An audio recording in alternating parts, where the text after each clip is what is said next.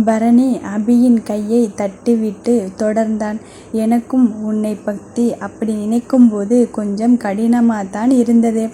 ஆனால் நீயே யோசிச்சு பாரு, பல முறை நீ என்கிட்ட சொல்லியிருக்க, ஏதோ ஒரு பொண்ணு கூட ரொம்ப நெருக்கமாக இருந்த மாதிரி இருக்குன்னு.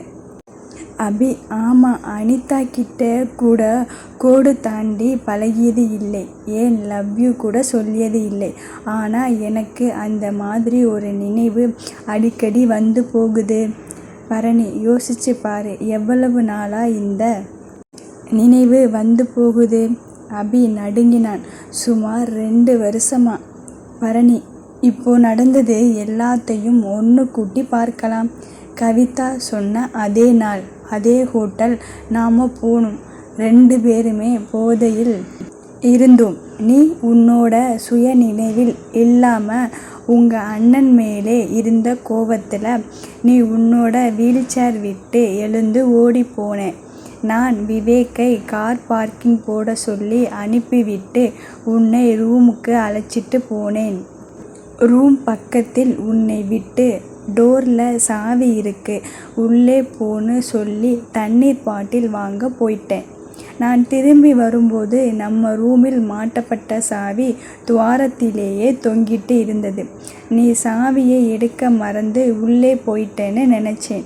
உள்ளே உன்னை காணாமல் அங்கே முழுவதும் தேடினேன்.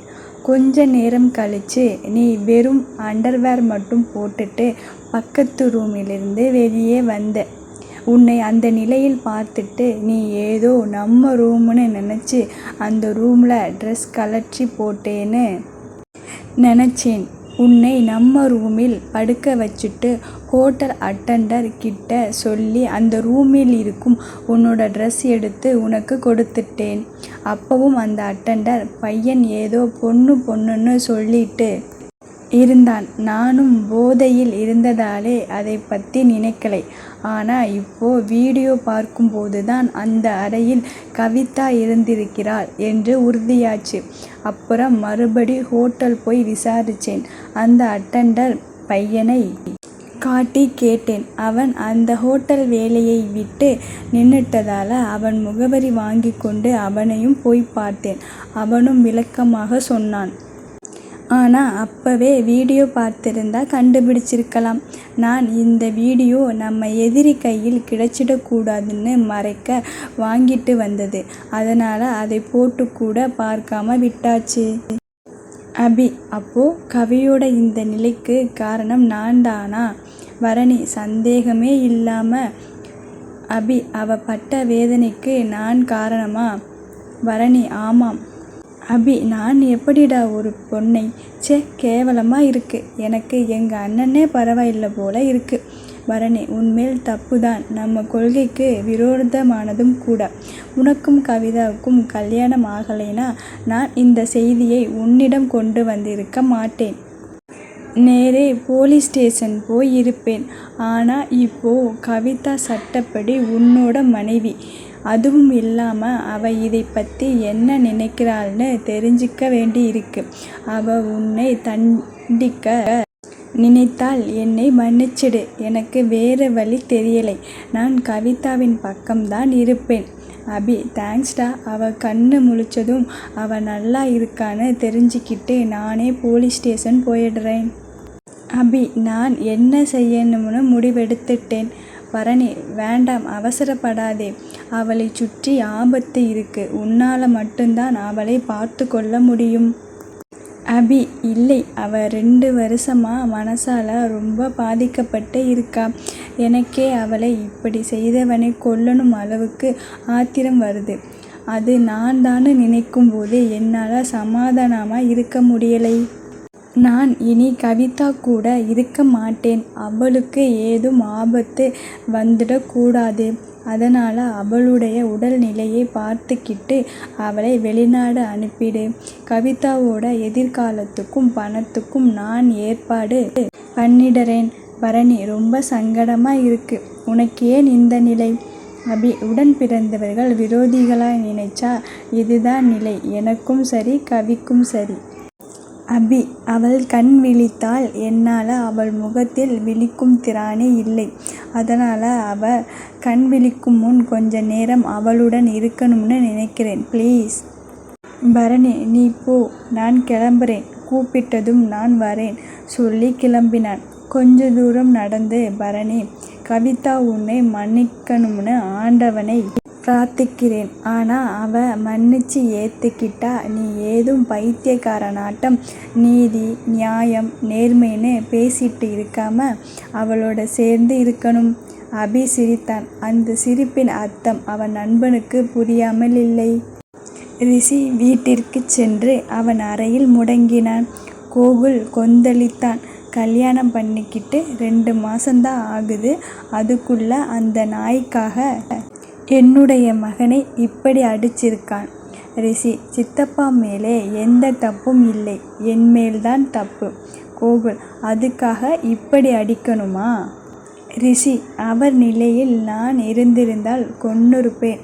புவனா, அப்போ நீ தான் கவிதாவை அப்படி ஃபோட்டோ பிடிச்சியா? ரிஷி, இல்லை, கவிதா என்னோட உயிரம்மா. அவளை எப்படி நான் இப்படி செய்வேன்? புவனா திடுக்கிட்டாள். என்ன சொல்லுற நீ? ரிஷி, அவளும் நானும் 6 வருஷம் காதலிச்சோம். ஆனால் அவளை யாரோ இப்படி செய்துட்டாங்க. நான் அவளை தப்பாக நினச்சி விட்டு விலகிட்டேன். ஆனால் இப்போதான் தெரியுதே அவள் மேல் எந்த தப்பும் இல்லைன்னு. அவள் எனக்கு கிடைப்பாளா? புவனா, ரிஷி, உளறிட்டு இருக்காதே. டாக்டர் உன்னை ரெஸ்ட் எடுக்க சொல்லி இருக்கார். அமைதியாக தூங்கு. ரிஷி, அம்மா, எனக்கு அவள் வேணும். ஏதாவது வழி இருக்கா? நான் செத்து போய் உயிரோட வந்தா கிடைப்பான்னு சொல்லு. நான் சாகிறேன். புவனா அவன் வாயை தன் கையால் மூடினாள். கண் கலங்கி, தூங்குப்பா. அவனை முதுகில் தட்டினாள்.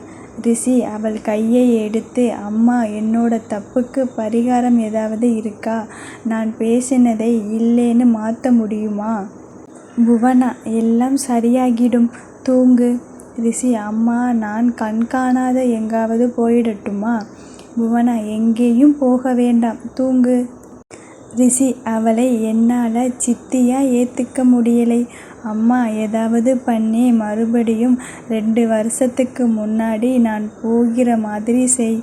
எனக்கு இந்த வாழ்க்கை ரொம்ப கொடுமையாக இருக்கு. நீ கூட ஏதோதோ சாமி கும்பிட்டு வரம் கேட்கிறாய் இல்லையா? எனக்கு இந்த வரம் வேணுமா? ப்ளீஸ்.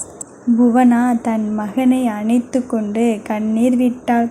கோகுல் இத்தனை வருட காலத்தில் முதல் முறையாக தன்னுடைய மகனுக்காக கண்ணீர் வடித்தான். அபி கவிதாவை நெருங்கி முத்தமிட போனவன் அப்படியே நின்றுவிட்டான். அவளை தொடும் அருகதை தனக்கு இருக்கிறதா? கவிதா, உனக்கு துரோகம் செய்தவனை பழி வாங்குவேன் என்று சத்தியம் செய்திருந்தேன். ஆனால் அந்த துரோகி நானா இருப்பேன்னு கனவுல கூட நினைக்கலை. அபி, மனசு ரொம்ப பாரமாக இருக்கு. தாங்க முடியலைம்மா. I love you கவிம்மா. ஆனால் லவ்னா எல்லோரும் அவங்கவங்க துணையாய் நெருங்கி வருவாங்க. ஆனால் நான் உன்னை விட்டு பிரிய போகிறேன்.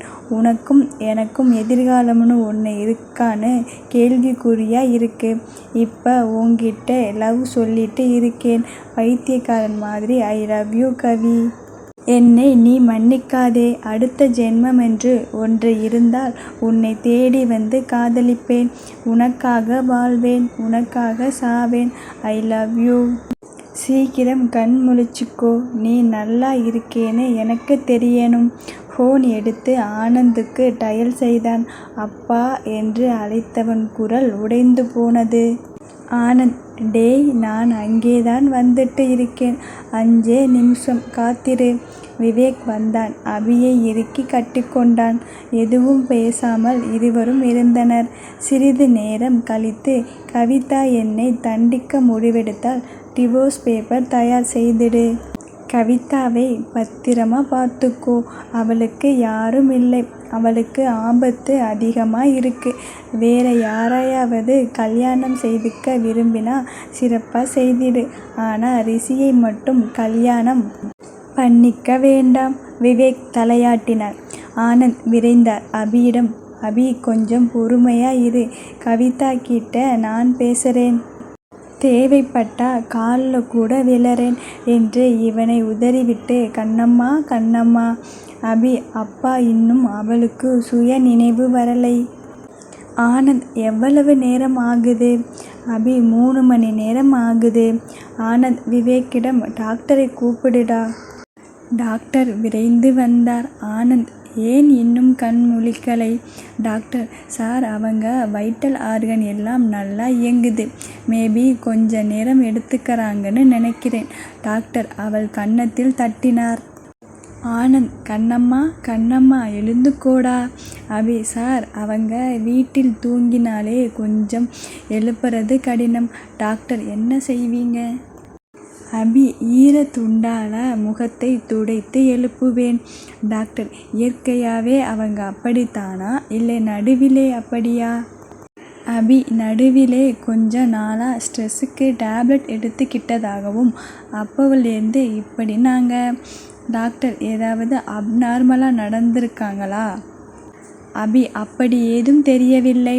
டாக்டர் ரொம்ப டென்ஷனாக கத்துறது, தன்னைத்தானே வருத்திக்கிறது இல்லையா, சூழ்நிலை பற்றி உணராமல் மனம் போல அவங்க நடந்துக்கிறது அந்த மாதிரி ஏதாவது?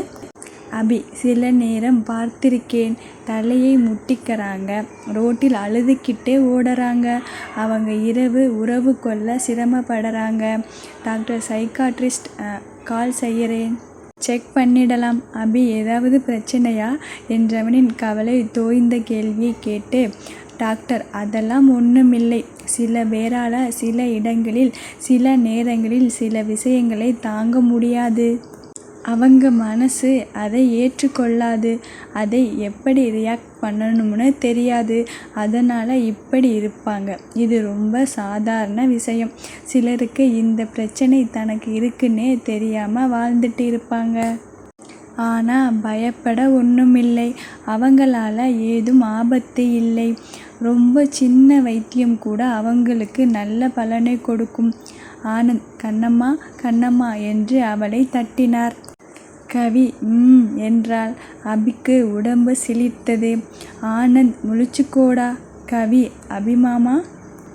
அபி தன்னுடைய வாயை மூடிக்கொண்டான். விவேக்கிடம் தன்னை வெளியே தள்ளி கொண்டு போக சைகை செய்தான். டாக்டர் செக் செய்து சென்றார். ஆனந்த் கண்ணம்மா. கவிதா மெல்ல கண் விழித்தாள்.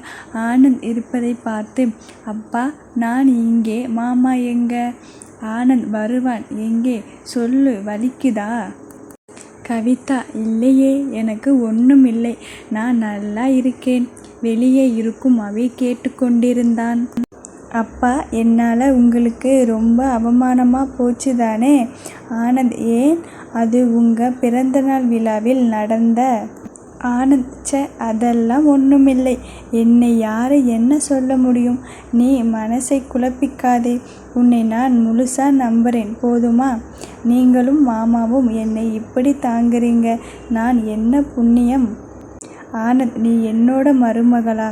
இல்லை, மகளா கிடைக்க நான் தான் புண்ணியம் செய்திருக்கேன். அப்பா நீங்கள் ரொம்ப மிகைப்படுத்தி சொல்லுறீங்க. அபிமாமா எப்போ வருவாங்க? ஆனந்த் ஏண்டா ஏதாவது வேணுமா சொல், நான் வாங்கிட்டு வரேன்.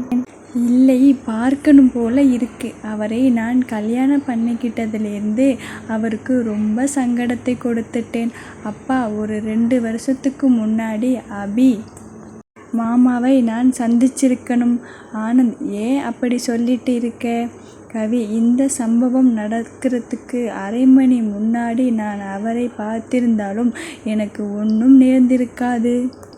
கண்டிப்பா என்னை அவர் காப்பாற்றி இருப்பார். ஆனந்த் வார்த்தை வரவில்லை. இவளின் நம்பிக்கை இப்படி இருக்க எப்படி இவளிடம் உன்னுடைய பிரச்சனைக்கு காரணமே அபிதான் என்று சொல்லுவது? இவளை எப்படி சமாதானம் செய்வது என்று தெரியவில்லை. கவிதா அவளே பேச்சை மாற்றினாள். அப்பா அம்மா ரொம்ப அழகா இருப்பாங்களா? ஆனந்த் ஆமாம், அதனால தான் அபி மாமாவும் ரொம்ப அழகா இருக்காங்க. ஆனந்த் அபி என்னை மாதிரி இல்லை என்று உதட்டை சுளித்து கொண்டு சொன்னாள். ஆனந்த்: சரி, அதை விடு. உனக்கு அபியை எவ்வளவு பிடிக்கும்? கவிதா கை விரித்து காட்டினாள். ரொம்ப பிடிக்கும். ஆனந்த்: அவன் ஏதாவது தப்பு பண்ணிட்டா என்ன பண்ணுவே? கவி: அவர் எந்த தப்பும் பண்ண மாட்டார். ஆனந்த்: அவன் செய்திருந்தா? கவி: அப்பா அவரை எனக்கு பிடிக்கும் என்று சொல்லும்போதே அவரை எவ்வளவு நம்பணும்னு என் மனது முடிவு செய்துவிட்டது.